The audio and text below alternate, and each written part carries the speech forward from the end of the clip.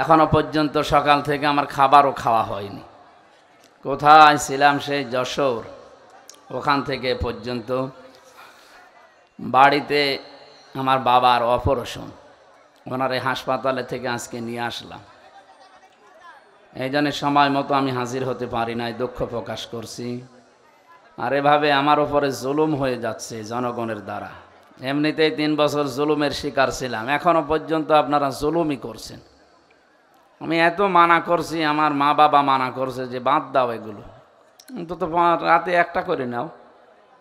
এমন এমন মানুষকে আপনারা নিয়ে যান, তার কথাও ফেলা যায় না। এইগুলো আসলে আমি মাইকেই বলছি, রেকর্ড হচ্ছে, আগামী থেকে এরকম চাপ দিয়েন না, আপনাকে আমরা অন্তত ফিরিয়ে দিতে বাধ্য হব। আপনি যখন দেখেন যে তার খালি নেই, আপনি এরপরও জোর করেন, কি আপনার বিবেক নেই? আমার শরীর তো পারা দরকার নাকি? এই যে লেখাপড়ার সময় দিতে পারি না, একটা বিষয়ের উপর কথা বলতে হলে 10-15 ঘন্টা পড়া লাগে, সে সময়টা পাবো কোথায় বলেন? কোথায়? যশোর আজকে এখানে, কালকে চট্টগ্রাম, কিভাবে যাব আমি? বাসা লাগবে না? আর হেলিকপ্টার দেখছেন আপনারা যে 10-15 মিনিট 20 মিনিটে চলে গেলাম, আসার আগে তো বাই রোডে। আর রাস্তাঘাটের যে অবস্থা এখন, কুষ্টিয়া থেকে যশোর পর্যন্ত রাস্তার যে অবস্থা, শয়তানও মনে হয় রাস্তায় যাবে না, এত ভাঙা। 2 ঘন্টার রাস্তা লাগে 5.5 ঘন্টা 6 ঘন্টা। এই জন্যে কিছু তথ্য বলার সময় হয়তো উদাহরণ দিতে গিয়ে এমন এমন কিছু এসে যায় যেটা আসলে বলা ঠিক না। এই যে একজন নায়িকার নাম সেদিন মনে হয় পাবনা না কোথায় যেন, হযরতে হাওয়া আলাইহিস সালাম, তার চেহারার যে বর্ণনা আল্লাহ কোরআনে কারিমে দিয়েছেন, তাফসীরের ভেতরে পড়েছি, তারা বিশ্ব সুন্দরী ছিল। তাদেরকে বলা যায় হযরতে জুলাইখা, ইব্রাহিম নবীর বড় স্ত্রী হযরতে সারা রাদিয়াল্লাহু তাআলা আনহা, এবং নবীজির মেয়ে ফাতেমাতুজ জোহরা, তারাই পৃথিবীতে সুন্দরী ছিল না?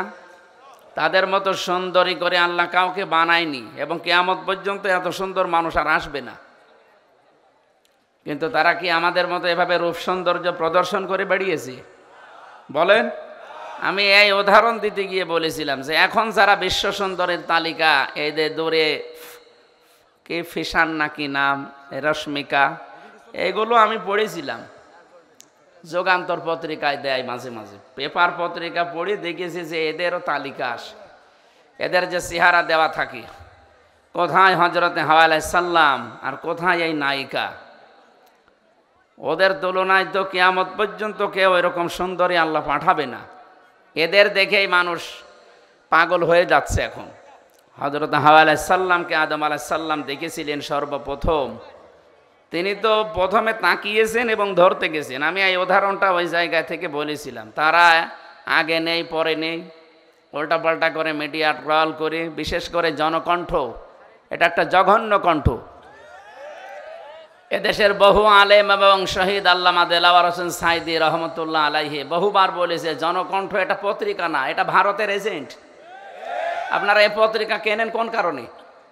এটা কিনলেও বাচ্চাদের টয়লেট পরিষ্কার করার জন্য কিনবেন, কারণ যত রকমের আগে নেই পরে নেই, মাঝখান থেকে একটা কথা জুড়িয়ে মানুষকে কালার করে, এরা মানুষের চরিত্র হনন করে। আর পৃথিবীতে সবচাইতে বড় গুনাহ এটা। কিছু মানুষ বুঝে না বুঝে ফেসবুকের মাধ্যমে কিছু আলেম নামে জালেম, এরা আন্দাজে এক কথা আমার নামে লাগিয়ে দিল। আরে ভাই, আপনি তো বুঝবেন যে আমি 1-1.5 ঘন্টা কথা বলি, 2-1টা কথা তো স্লিপ অফ টান হতেই পারে। আল্লামা সাঈদী সাহেবেরও হয়েছে। কোন বুজুর্গ কথা বলতে বলেন তো 1-1.5 ঘন্টা, দেখি ওর 10টা ভুল ধরতে পারি কিনা দেন। জালেমরা আমার জীবনটা শেষ করে দিয়েছে, এরপরেও কিছু কথা বলার জন্য আমি তো আসতে চাই না। আপনারা তো নিয়ে আসেন। ডাক্তার আমারে বলছেন আজ 10টার পরে জেগে থাকবেন না, আপনার কিন্তু আবার ওই অবস্থা হয়ে যাবে। আমি আসতে চাই না, হাত পা ধরে পা ধরে, আমার বাবার হাত ধরে, আমার বাবার পা ধরে নিয়ে আসেন। আর নিয়ে আসার পরে একটু স্লিপ অফ টান হলে সেইটা নিয়ে আপনি মিডিয়া টল করেন। আপনার লজ্জা নেই? জালেম তো যা পালিয়েছে তার সাথে বড় জালেম আপনি দেখছে এখন। আর আমি কি ওই উদ্দেশ্য নিয়ে বলেছি? আমার মনের খবর আল্লাহ জানে না? আরবিতে সেই উলঙ্গ মহিলাকে আমার সামনে লাগিয়ে দিয়ে বলছে হুজুরের সাথে বিয়ে করবে। মানুষের মানে কমন সেন্স কোথায় গেছে, বিবেক মনে হয় মরে গেছে। আমরা বাঁচি না দেশ নিয়ে চিন্তা করছি কি অবস্থা দাঁড়িয়েছে এখন, আর শয়তান আছে মানুষের পেছনে লাগানি। মানুষের দোষ ত্রুটি যারা বর্ণনা করে বেড়ায়, খালি মানুষের দোষ ত্রুটি যারা অনুসন্ধান করে বেড়ায়, আপনি মনে করবেন এগুলো একটা অমানুষ, এতে জন্মের সমস্যা, সেগুলো যারও সন্তান। ফেসবুকে যারাই দেখবেন যার তার নামে উল্টাপাল্টা কিছু লেখে, সে যার নামেই হোক, যার নামে উল্টাপাল্টা লিখবে, আপনি 100 ভাগ সঠিক না হয়ে লিখতে পারেন না, আর মনের খবর আপনি জানেন না। কথা বলেন না কেন? এই জন্য সাবধান হবেন, কারণ আপনার সব কথা কিন্তু রেকর্ড হচ্ছে। আমি হয়তো কিয়ামতে বেঁচে যাবো, আপনার ধরা খাবেন, আমার কি ক্ষতি হবে? কিছুই হবে না। 10টা মাহফিল বন্ধ হয়ে গেলে, এ দেশ বন্ধ হয়ে গেল, বা পৃথিবী নেই, আল্লাহর দুনিয়া ছোট নাকি? মানুষের পেছনে এই জঘন্য কণ্ঠ, জনকণ্ঠ আর কেউ কিনবেন না মুসলমানেরা।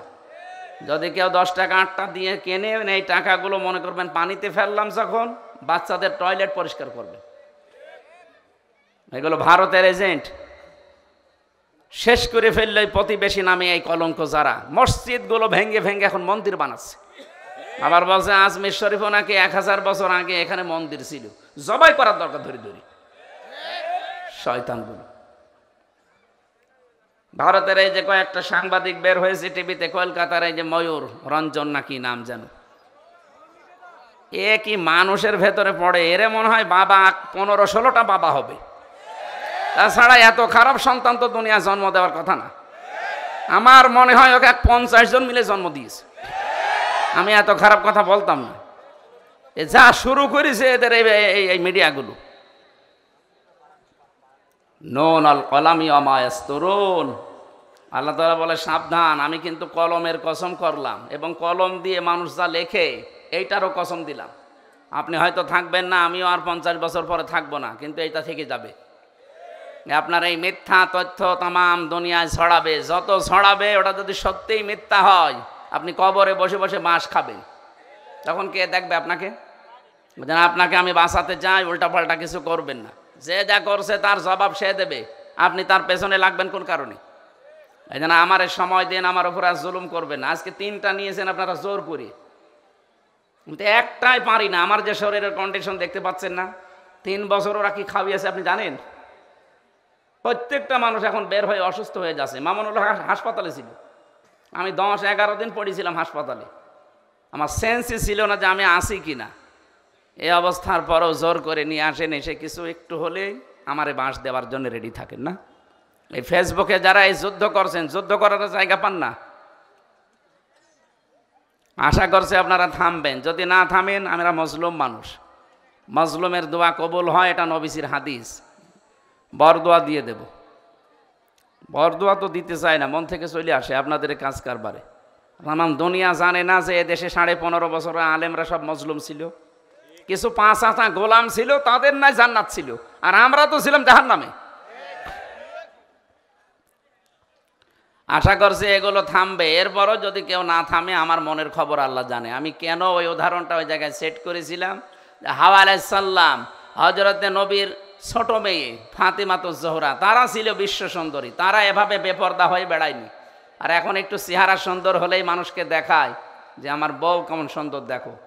এই জায়গায় বলতে গিয়ে যারা বিশ্ব সুন্দরী এখন তালিকা করে, তাদের এই দূরে ফ্যাশন, এই রশ্মিকা কি নাম, ও ছাতা তো কোথায় বাড়ি আমি তাও জানি না, খালি পড়েছি এতটুকু, আর ওইটা উলট পালট করে। আমার কথা তো কাটবে, আমিরে জামাতের কথা তাই কাটছাট করে মানুষকে কালার করছে, আর আমি তো ছোট মানুষ।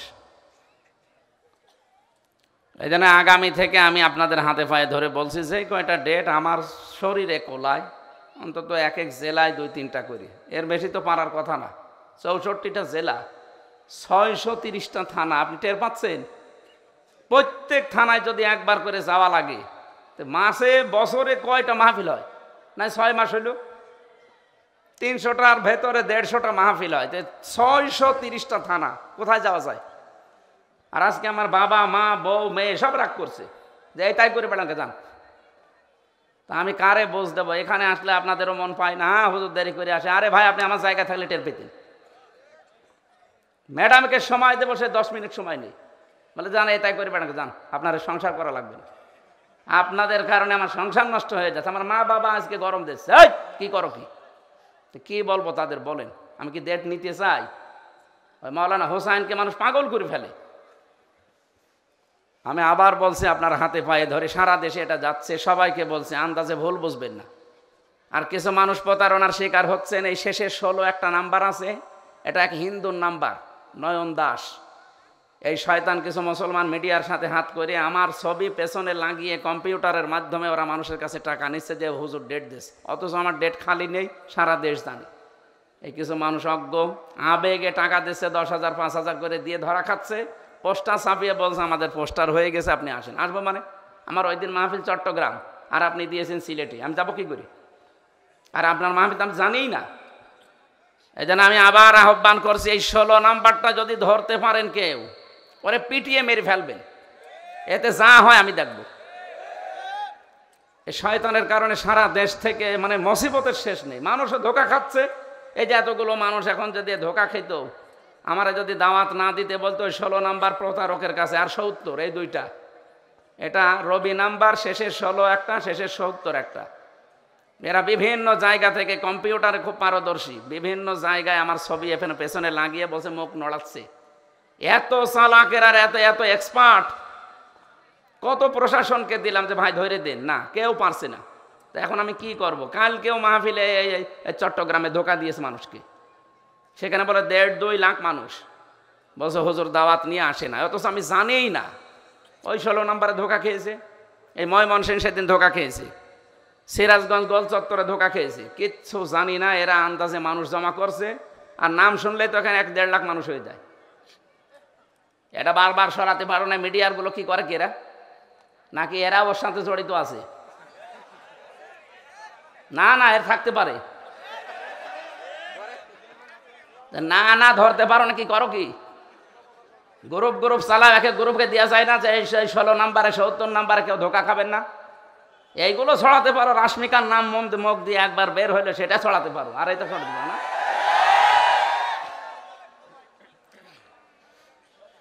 আমার মনে হয় এদের সাথে কেউ জড়িত আছে। তাছাড়া ও হিন্দু মানুষ।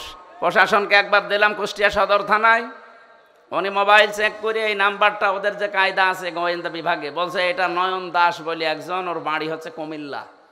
তো ধরা যাচ্ছে না, কি করব আমি? কাউকে একটা টাকাও দেবেন না আমার নামে, একটা টাকা না, 4 আনা পয়সাও দেবেন না। আমার বাবাও যদি বলে যে আমার বাবা কথা বলছে, না আমি টাকা পয়সা নেই না আগে থেকে, আপনি যা আসার পরে দেবেন এইটাই যথেষ্ট। যদি না দিয়ে বলেন যে আমার অসুবিধা, আমাদের দেওয়ার ক্ষমতা নেই, বলবেন চলে যান, খালি ভাড়াটা দিন। তাই বলে আবার 10 টাকা ধরে দিয়েন না। দেখ, আমি বললাম আপনাদের সবাইকে সতর্ক করার জন্য, কাউকে টাকা দেবেন না, সে যেই হোক। আমি আবার বলছি, যদি আমার ছবিও দেখায় পেছনে ভিডিও, যে কথা বলেন না, বলবেন ধোকা। দরকার হয় বাড়ি যেয়ে যেটা ফাঁকা আছে নিয়ে আসবেন, কাউকে টাকা দেবেন না। আমি আবার বলছি, কাউকে টাকা দেবেন না। আজকেও 2 জন ধোকা খেয়েছে, 20-40 হাজার টাকা দিয়েছে ওই শয়তানকে, অথচ আমি কিচ্ছু জানি না। আমার যে কি রাগ ওর ওপরে, সত্যি যদি আমি আল্লাহর নাম নিয়ে বলছি ওরা ধরতে পারি, আমরা জবাই করে ফের জেলে যাব। ও যা ক্ষতি করছে আমার একা না, আপনাদেরও। আর যে কত টাকা নিয়েছে, 5,000 10,000 করে মানুষের কাছে সারা দেশ থেকে, ওর আমি সত্যি যদি কেউ ধরিয়ে দিতে পারেন, আমি 1 লক্ষ টাকা আপনাকে দেবো, 1 লাখ টাকা দেবো। আর আমি ধরতে পারলে তো সরাসরি 3 বার জবাই করে আমি ফের জেলে যাই বসে থাকবো, জান আমার কপালে যা আছে হবে। এই নাম্বার ওই যে মিডিয়ার কাছে আছে না, মিডিয়া আজকে দিয়ে দেবেন প্রচার। শেষের 16 রবি নাম্বার 018, এরপরে কত কত আছে শেষের 16, এরপরে 018 কত কত আছে মাঝখানে শেষে 70। এই 2টা নাম্বারে সারা দেশ থেকে ধোকাবাজি করছে। আমি আল্লাহ রাস্তায় আপনাদেরকে সতর্ক করছি, ভাই আমার আর জ্বালাতন করেন না। এরকম প্রতিদিন 8-10 গ্রুপ আমার বাড়ি যায়। এমনি আমি গরিব মানুষ, আমার বাবারে জ্বালায়, আমার মারে জ্বালায়, আমার বউরে জ্বালায়, আমার শ্বশুরের হাত চেপে চেপে ধরে, এই দেখেন পোস্টার করেছি, অথচ আমরা কিচ্ছু জানি না। এই ধোকা দিয়ে দিয়ে সারা দেশ, বলেন তো 630টা থানা, অন্তত 600 থানা থেকে যদি মানুষ যায়, তো একটা মানুষ মারে, আর নাস্তা আমি কোথায় পাবো? হ্যাঁ ভাই, প্রতিদিন আমার মনে হয় 100-200 লোকের নাস্তা করানো লাগে, আমি পাগল হয়ে যাবো না? অথচ যাওয়ার সময় তো কিছু নিয়ে যায় না। কোথায় আসছে সেই কক্সবাজার থেকে, সে ময়মনসিংহ থেকে কুষ্টিয়ায়, সকালবেলা যেয়ে বসে আছে। আমি কাল যশোর থেকে আসলাম ফজরের আজানের সময়, ফজরের নামাজ পড়ে একটু ঘুমিয়েছি, এই যে ফজরের নামাজ পড় থেকে কলিং বেল টিপা আরম্ভ হয়েছে। কোথায় কে বলে এসেছে সে চট্টগ্রাম থেকে, কেউ এসেছে ময়মনসিংহ, কেউ পটুয়াখালী, বরিশাল, 200 মানুষ। বললাম নিচে বসান। এবার নাস্তা কাটতে কাটতে আমার মায়ের হাত কেটে গেছে। কত নাস্তা দেওয়া যায়? 200 মানুষকে যদি অন্তত 1 মোট করেও নাস্তা দেওয়া যায় কত লাগে বলেন? আর ফল অত পাবো কোথায় আমি? যা টাকা দেন আমার মনে হয় অর্ধেক ফলে চলে যাচ্ছে।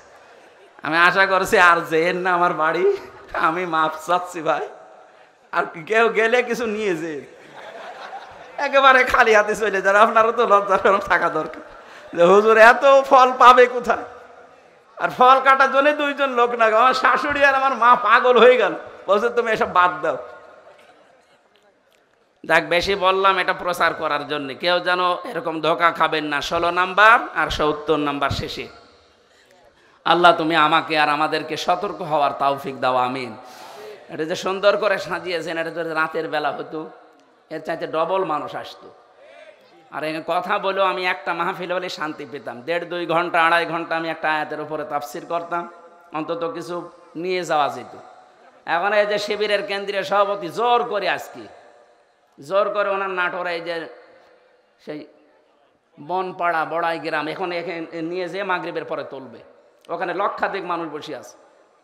আবার সিরাজগঞ্জের এই যে বেলকুচিতে আসা লাগবে রাত 9টায়। বলেন আমি কি ম্যাশিং কি? আর আপনারা যে দূর থেকে আন্দাজে ধারণা করেন ওনার টাকা লাগে কথা, আপনি কয় টাকা দেন? আপনি যে টাকা দেন, এই যে আজকেও আমার গাড়িটা সারতে 1.5 লাখ টাকা লাগলো, 1.5 লাখ। ওর কাগজ করতে 75,000 টাকা লাগবে, ড্রাইভারের প্রতি মাসে 20-25 হাজার টাকা দেওয়া লাগে। তা টাকা কি করবো না? আমার আরও বিভিন্ন কাজ আছে, সেই কাজগুলো করা লাগছে। একটা মাদ্রাসা বানানোর এই করছিলাম, 3 কোটি টাকা লাগবে, টাকা নেই। আমি একটা গ্রুপে কাজ করি, আকিস গ্রুপে, যা লাগে তারা দিচ্ছে, এই জন্য আমার কোনো সমস্যা নেই। তারা যদি বলতো না আমরা কিছু করতে পারবো না, আপনি ওইগুলো করে চলেন গা, আপনি পারতেন না। এই জন্য আমার দূর থেকে যারা আন্দাজে ধারণা করে গালিগালাজ করেন যে দুনিয়াদার হুজুর, আপনি আমার মনের খবর জানেন আমি দুনিয়াদার কি আখেরাতদার? আপনি নিজের হিসাব করেন ভাই।